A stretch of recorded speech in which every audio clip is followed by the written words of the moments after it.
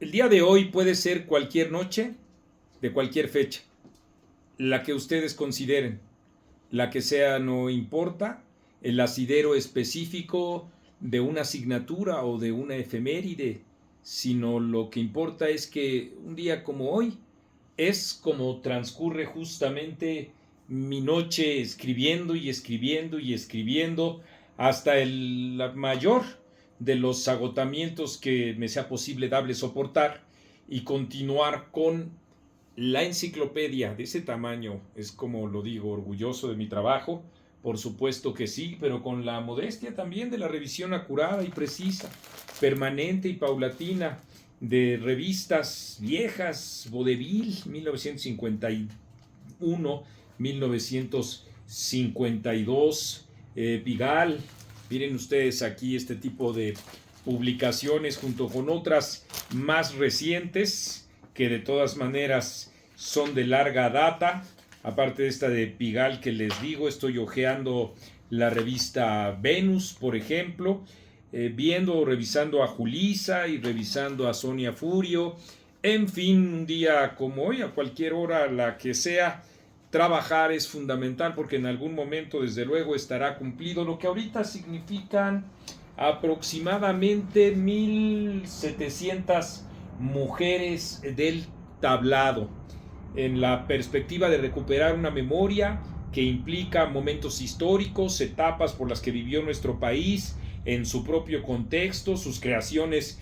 musicales, sus creaciones en la danza, desde luego en los contenidos del teatro, en particular el teatro de revista o el teatro frívolo, y todas sus expresiones, incluso, como decía, musicales, con Agustín Lara ya en los 50 y en ese mismo periodo también con el mambo y el cara de foca, que sin duda significaron eso,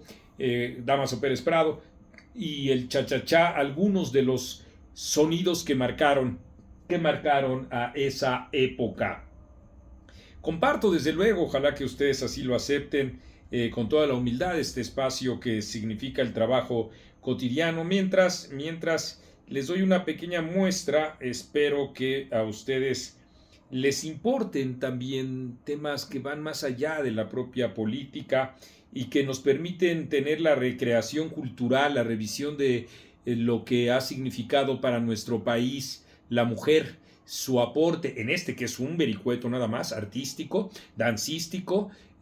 también lleno de sensualidad, que significó y con mucho una provocación para otros puntos de vista y juicios de corte ético-moral que buscaron siempre el aniquilamiento de este tipo de comportamientos. Las revistas que les acabo de mostrar a ustedes, muchas de ellas en el periodo de Uruchurtu, el regente del Hierro, ustedes se acuerdan muy bien, desde 1952 por ahí a 1966, en la Ciudad de México, golpeando con todo a los centros nocturnos, el Tívoli, el famoso Tibolacho, el María Guerrero, le decían también el María Tepaches, y todos esos teatros, el Frufru, ya un poco más para acá, por supuesto, que significaron toda una afrenta para estas almas, y desde luego que también tuvieron sus propios retratos en el cine, ustedes lo saben, el cine de rumberas o el cine de las exóticas. De las rumberas, por supuesto que hay que hablar de Ninón Sevilla, y de las exóticas hay que hablar de Calantán, y ya sé que ustedes podrían decirme ahorita y no se te olvide Tongolele. En fin, y como les decía, esas expresiones culturales también abarcaron a las revistas, no solo en la muestra de estas artistas del tablado, por supuesto con un rendimiento tan disímbolo como cualquier actividad humana, y que les decía a ustedes, en revistas también como los cómics tuvieron una acogida importante, como es el caso de la familia Burrón, y en particular de Borola Tacuche de Burrón, Borolé, así le gustaba llamarse, superstar. Y entonces, pues aquí queriendo compartir con ustedes, ¿se acuerdan de la familia Burrón? Tienen un ratito que nos dispensen aquí en Etcétera para respirar un poco de nostalgia, mirar al pasado a veces cuando no nos dimos cuenta de que éramos felices, y ahora recuperar justamente ese momento, porque hasta mirando al pasado se pueden corregir esos errores y entonces en consecuencia cifrar esos momentos con esos personajes en los que alguna vez fuimos felices.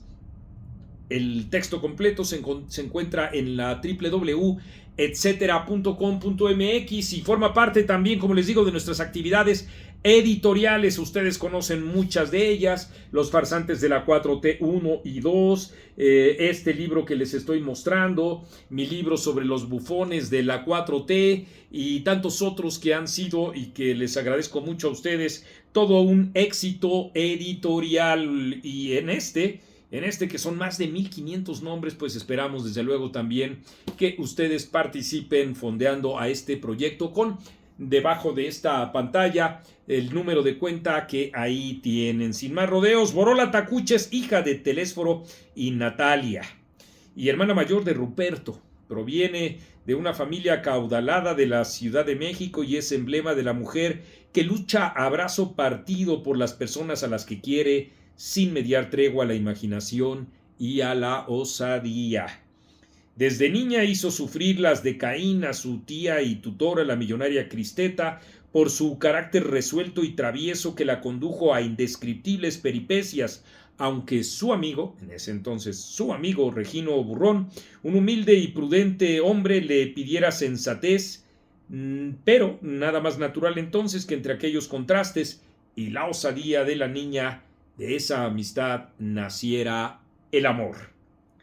Más tarde, la intrépida y el sensato se casaron, lo que Cristeta aceptó a pesar de las diferencias sociales y las peticiones de ricachones que pretendían a su güereja, incluido el mismísimo esposo de la condesa de Mirachueco.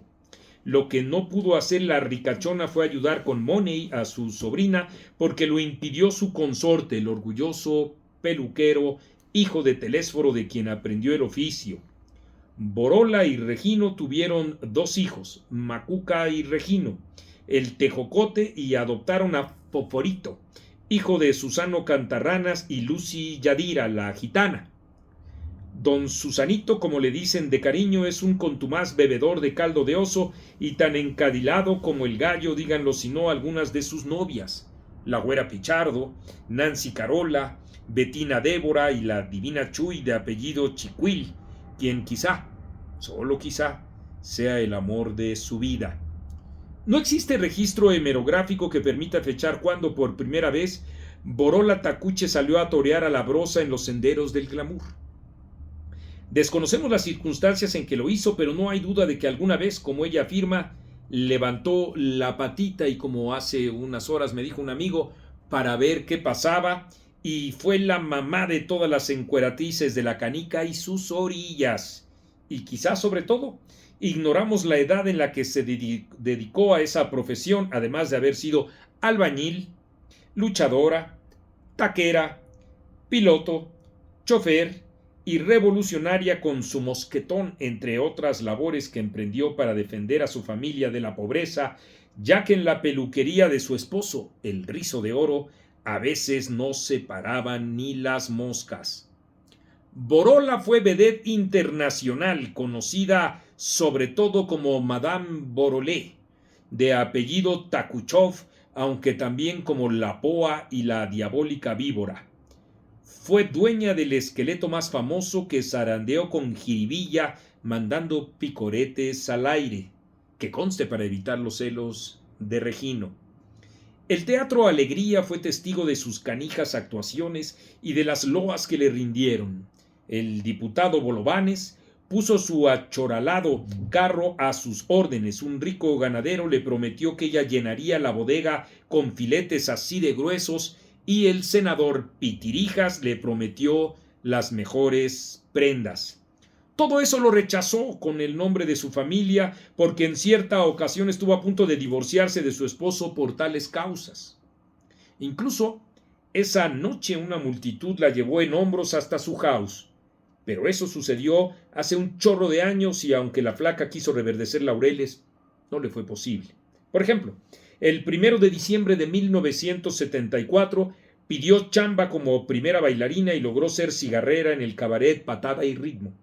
o el 7 de febrero de 1997, cuando los empresarios Don Zotico Salpicón y Lucas Simonete, el zar de los espectáculos, la rechazaron. Así le dijeron al mirarla en traje de rana y aún echando sus pasitos de mucha garra. Pero los años no pasan en balde y las encueratrices debían tener abundantes carnes para que el sexo feo las pudiera pellizcar.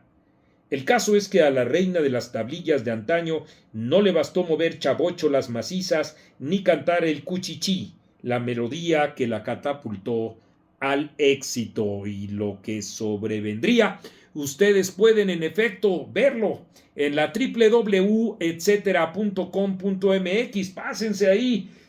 son como aquí bienvenidos, y terminar así en su lectura de Madame Le Borolé, porque eso es etcétera. Y yo soy Marco Levario Turcot.